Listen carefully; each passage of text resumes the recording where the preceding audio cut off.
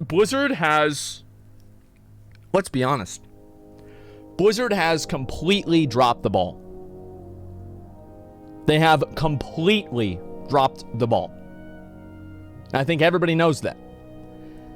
It has been a disaster. Patch after patch, week after week, month after month.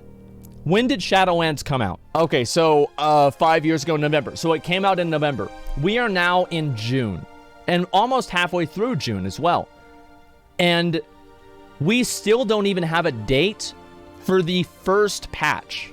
I'm not even talking about like some little bit of bullshit. The first patch, we don't even have a date for it. That is a disaster.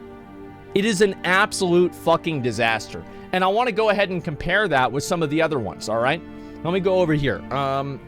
World of Warcraft, how long each patch was out. All right, so here we go. This is the graphic here.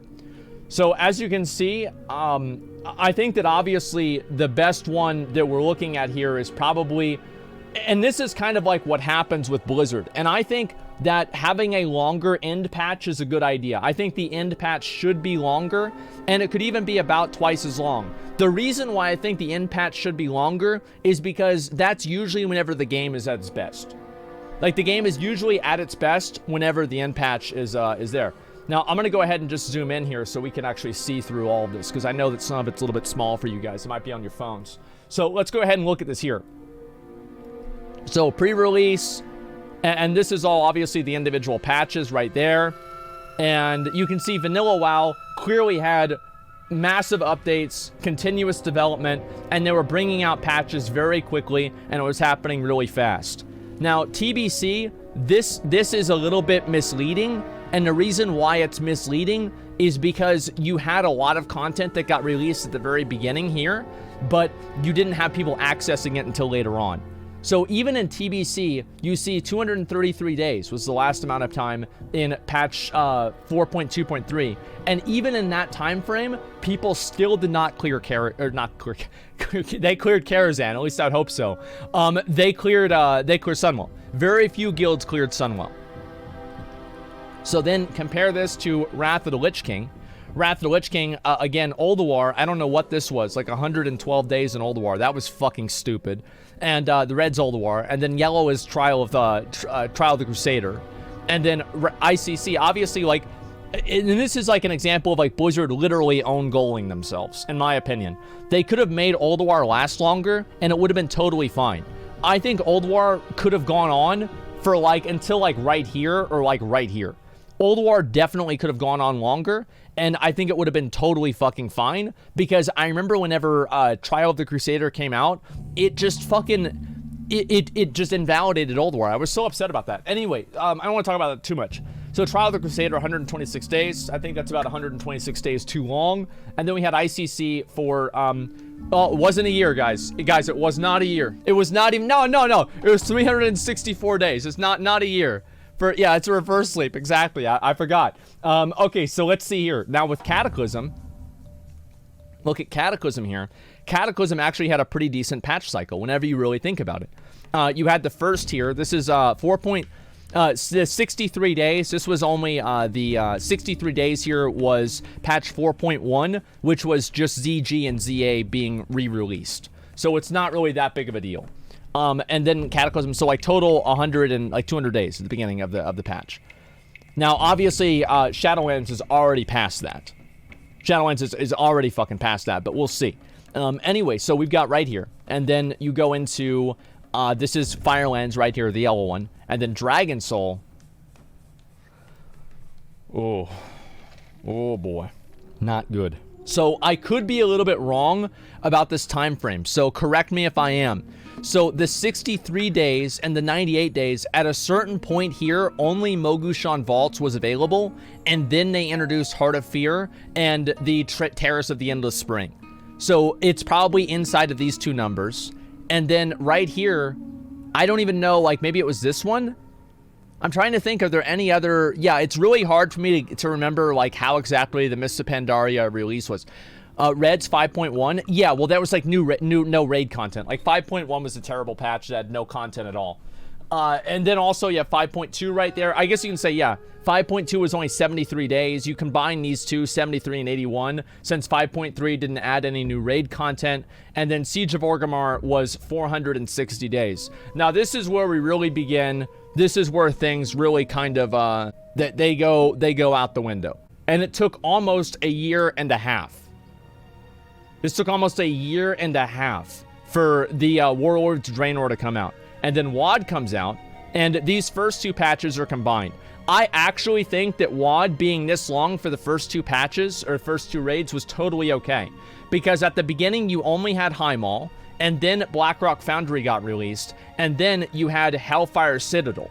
Now, Hellfire Citadel lasted for 434 days. And what you have to remember is that even though the Mists of Pandaria, the end patch, lasted longer, there was so much like extra content that you could do in Mists of Pandaria, whereas in WoD, there was nothing. Like, the only thing that you could really do was go around and fucking, like, just get mad that they have Apexis crystals again. Like, which, by the way, I don't know why they added those back into the game. Like, you'll see in Burning Crusade, Apexis crystals suck. They are so bad. Anyway, so that's the point that I'm making. Farming left sharks in your... Dude, that's the real fucking... Dude, the WoD meta. Farming left sharks in your shipyard while you're AFK in your garrison, dude. That's peak WoD gameplay. Oh my god. Alright, so anyway, let's go ahead and let's look at Legion. Now, Legion was absolutely a return to form for Blizzard. Legion, they really turned it around. So 56 days was Emerald Nightmare, as you guys can see here. And then you had, I'm assuming, maybe this is, yeah, probably Emerald Nightmare. And this is probably Trial of Valor and Nighthold. So you have Trial of Valor and Nighthold coming out right here. And then also you have right here 154 days. Again, the exact same time frame. You have Tomb of Sargeras coming out. And then you have Antorus that lasted for maybe a little bit too long, but I think this was fine. Yeah, so Legion had, if you compare, right, you look at all of these. Let's go ahead and just move over here. If you just look at the graphs, Legion has the most balanced graph ever since maybe since Wrath of the Lich King. So Legion clearly had like a very balanced graph and a very, very balanced release cycle. Yeah, and obviously Vanilla had a lot too. You're definitely right about that. I think Vanilla was definitely king, but what you have to remember is that a lot of these patches were not impactful at all. These were like, oh, this is a patch that introduces weather effects. These were not game-changing patches for gameplay. So now, let's look at BFA. So BFA comes out, 3 months in Uldir, pretty much. And then we have 196 days in Battle of Dazar Lore. And if you look at BFA, I'm going to give Blizzard credit here. If you look at BFA, the patch cycle was really good. Straight up, it was actually really good. If you just look at those, if you look at those bars, there was a consistent cadence of content. Now, I didn't say the content was good. I did not say it was good, okay? It's like if you have a shit factory and you keep getting shit on by the shit factory, you can say that the shit factory shits on you on time without saying that you like to get shit on, okay? So just keep that in mind. I'm not saying BFA was good. I'm just saying that they had a consistent cadence of release. Now let's look at Shadowlands.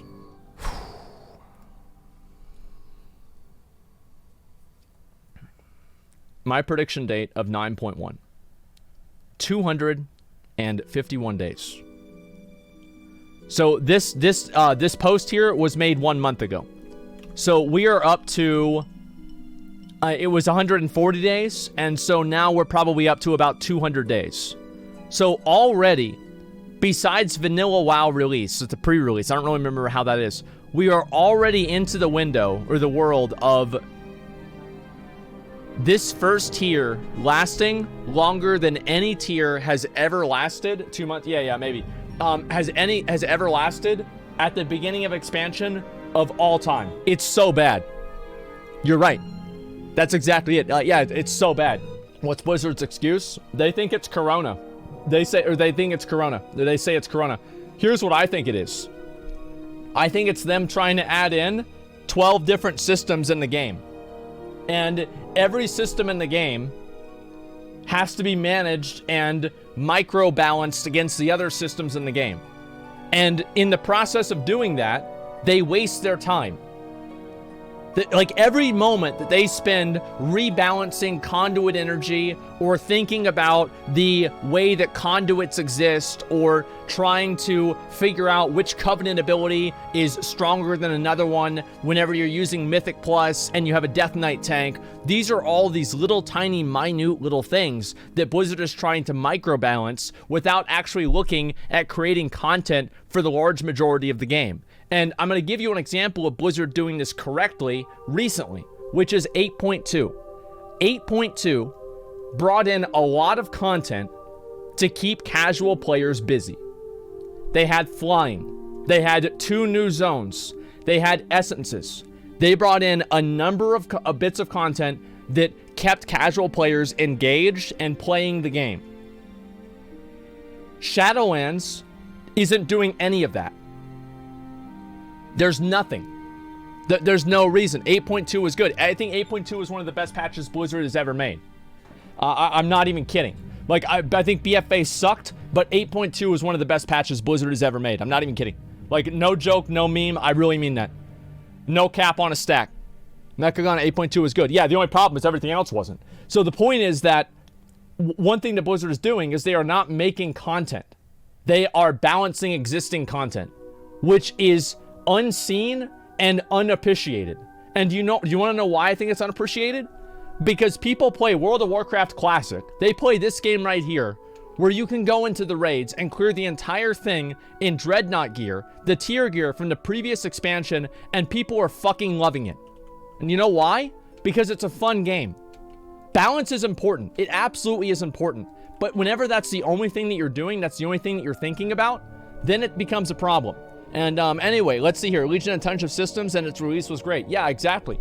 But the difference between like the Legion systems is that the Legion systems were not modular in a lot of ways. Like, you did not have the ability to change a lot of your artifact traits because you would just get all of them. You would get all of the same abilities. So ultimately, yes, it was different, but it was also more the same because every class was just gaining a larger toolkit as a whole rather than having different modular things that they can add into their class at different variances. Do you see what I'm saying? So that's what the difference is in my mind, and that's why I think it's much different, right? Check the Final Fantasy patch timeline. I don't want to look at the Final Fantasy patch timeline because I don't know what happened in each patch, so I can't judge the, like, for example, you can look at Vanilla WoW and see this and be like, wow, Vanilla WoW is the best, right? Because they brought out all these patches, but many of these patches were not useful. So I don't want to look at the Final Fantasy timeline and see that because I just simply don't know what I'm looking at. You see what I'm saying? Hopefully Shadowlands 9.1 comes out soon. Let me just say that. Hopefully it comes out soon. Because, like, I don't really want to play another game. I just want WoW to be good. I think that's really the truth. Like, there's a lot of WoW people out there that, like, people want to play, like, other games or whatever. I just want WoW to be good, man. I just want to play WoW and have the game be good. That's all it comes down to. I just think retail's dead. I feel like the enthusiasm for the game has definitely just gone down in general. It's nothing that's like happened for any one element of the game. It's just like a general feel overall where like people just are not as enthusiastic about the game. And I think the reason for that is that it's an old game. And I think also one thing that's really kind of curbed a lot of enthusiasm is the systems that they have that just make you like, it's like the arbitrary systems, like things that like don't really have to be there, but Blizzard put in there to make things take longer. I think those are the main things that like really kind of, they like make people lose interest. Retail players waiting for 9.1. Oh shit. Oh no, Gandalf. Oh shit. When is 9.1 gonna come out?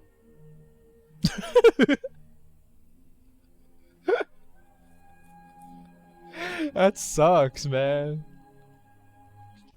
It's actually kind of sad that they haven't released it yet. Like, they don't even have a date for the game coming out. I feel like they should tell people when this shit's going to come out semi-soon, man.